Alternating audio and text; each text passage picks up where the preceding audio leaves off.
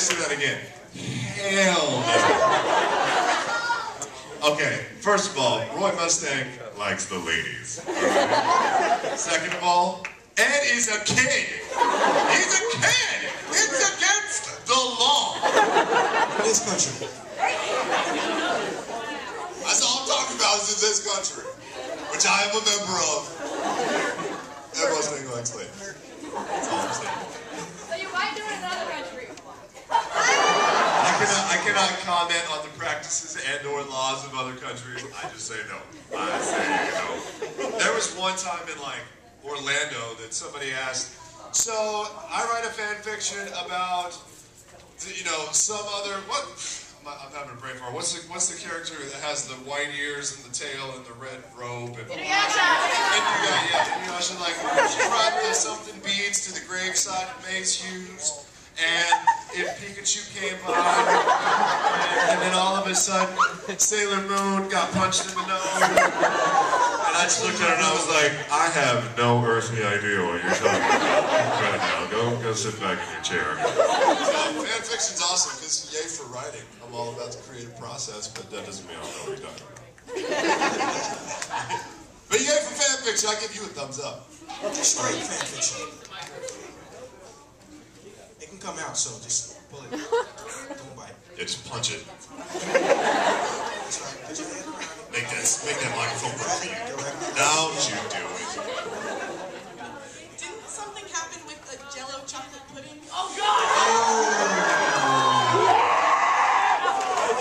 I love it, man. I love it. This is like years ago.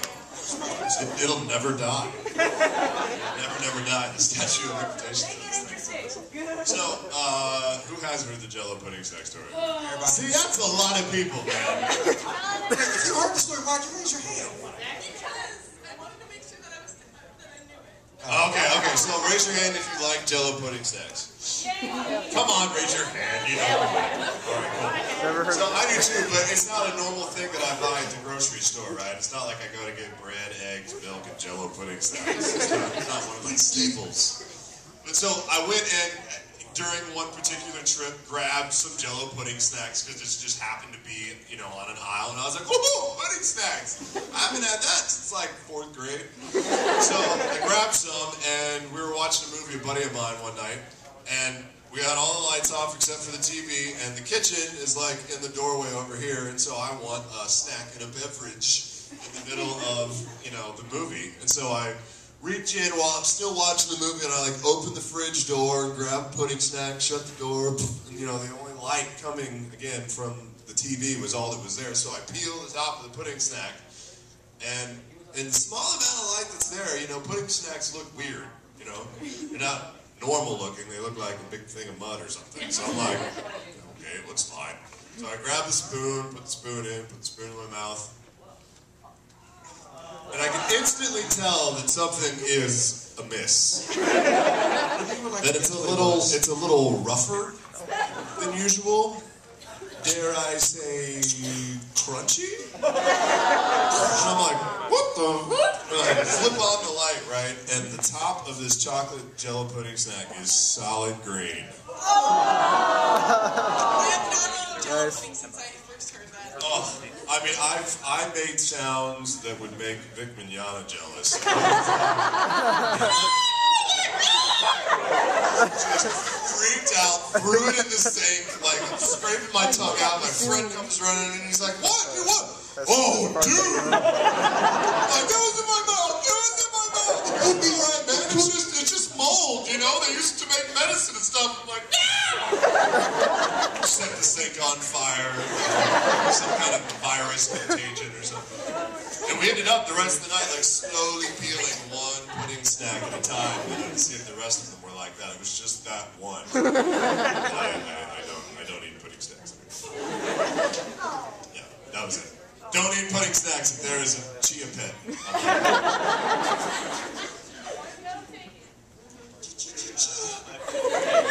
Same thing with a little anyway, what I want to ask you is, if you could have voiced any character in any anime that you've ever seen, like, is there a specific character that you just wish to God that you would been the voice of? Goku. Yes, Sailor Moon. Sailor. No, I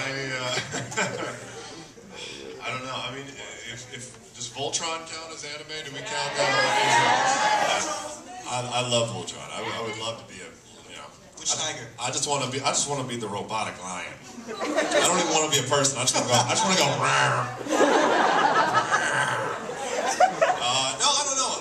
It's been cool. I really wanted to be a character in DBZ, and I got to play Cell for a while. I was supposed to actually play Cell in Kai, which is awesome, but Damian Clark actually had an opening in his schedule, and he was the original Cell.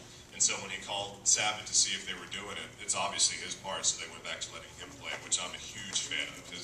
His portrayal of Cell is ridiculous. So I got to play Cell in a few of the video games, and that was like, well, the nerd dream come true for me. I mean, I got to Kamehameha, man. That's awesome. Like, we finally got to it. Can we do this like 20 times? He's like, we got it, man. We already got it. I'm like, yeah, but I need to do it like two or three more times. It kills your throat. It literally is like the most violent thing you can think of.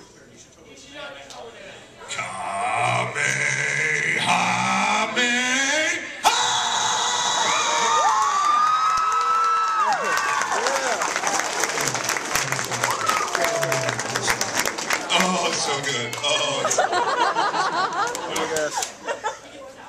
How many friends have you made from voice acting, and do you have any funny stories you like to share? How many friends have I made?